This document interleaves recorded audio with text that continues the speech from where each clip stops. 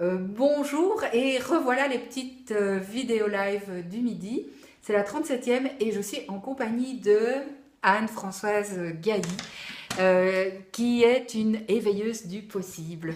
Et donc, c'est son premier live, hein, donc on attend plein de réactions de votre part. Et je l'ai choisie parce que elle a vraiment un chouette job. Vas-y, décris-nous ton job éveilleuse du possible. Bonjour Catherine. Alors mon job, c'est effectivement d'aider les gens à se débarrasser de ce qui les empêche d'avoir une vie en toute légèreté, et légèreté au sens global du terme, c'est-à-dire de la joie, du plaisir, de la facilité, le fait de pouvoir s'épanouir dans sa vie personnelle et professionnelle.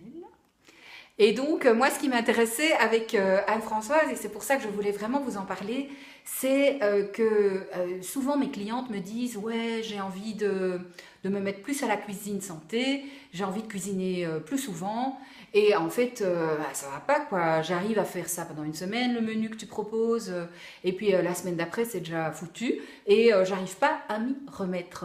Alors, justement, j'interrogeais Anne-Françoise là-dessus parce que je me disais qu'elle avait peut-être une astuce. Alors effectivement, moi j'ai coutume de dire, c'est marrant parce que le lien se fait à plusieurs niveaux avec toi, ce que tu fais Catherine. Pour moi, la gestion du temps, c'est comme la diététique. Ça veut dire qu'il faut 1 heure pour apprendre la théorie et tout le reste de sa vie pour l'appliquer. On ne peut pas vous faire un dessin entre ce qu'on sait qu'on devrait faire et ce qu'on arrive à faire. Dieu sait si c'est pas toujours la même chose. Et l'éclairage que je voulais vous apporter aujourd'hui, c'est l'idée que cette décision que vous avez faite en prenant les programmes de Catherine, de prendre plus d'attention et donc de temps aussi pour votre santé et votre bien-être au quotidien, eh bien c'est un nouveau choix. Et c'est le choix de consacrer une partie de votre temps à autre chose que ce que vous faisiez avant. Mais avant, votre emploi du temps était déjà plein. Donc quelque part, si vous voulez faire rentrer dans le pot de votre journée une tâche qui est « je prends du temps pour cuisiner », eh bien il faut du coup faire sortir autre chose.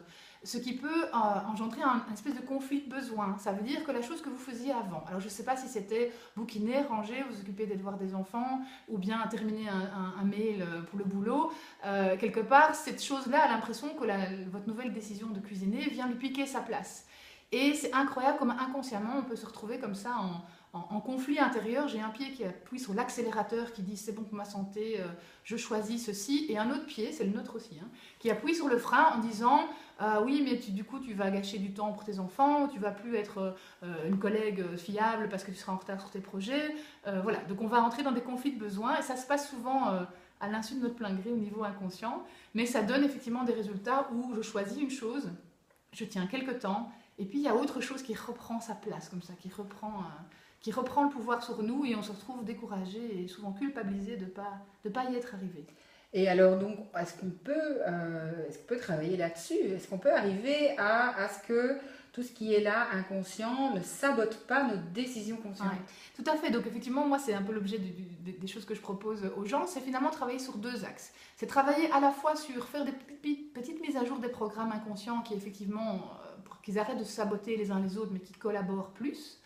Donc ça règle un peu les conflits de perfectionnisme ou de je m'oublie au profit des autres, tous ces petits programmes qu'on a, de comportement qu'on a engrammés il y a déjà longtemps. Mais on travaille aussi sur le lâcher-prise. Ça veut dire que finalement, on développe notre capacité à faire des choix satisfaisants. C'est-à-dire, quoi que je choisisse, je suis OK. Parce que c'est ça finalement la légèreté. C'est cette semaine-ci, je suis très contente parce que j'ai pu mettre du temps pour la cuisine, pour le programme de Catherine. Et la semaine d'après, oh ben j'ai fait d'autres choix et c'était bien aussi. Et dans les deux cas, on est satisfait, on est fluide, et ça donne de la légèreté et de l'énergie pour se déployer.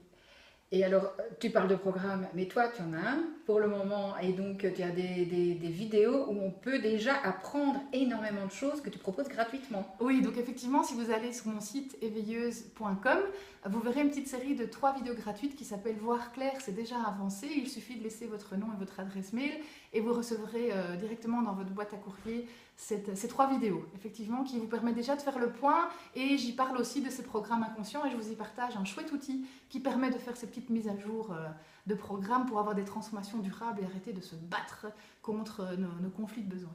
Ah ben voilà, moi je trouve que c'est une super opportunité, quel que soit votre besoin, qu'il soit de cuisine santé, et c'est pour ça que vous êtes sur cette page, hein, Catherine Piette, coach en cuisine santé et fondatrice de l'Académie Cuisine Santé.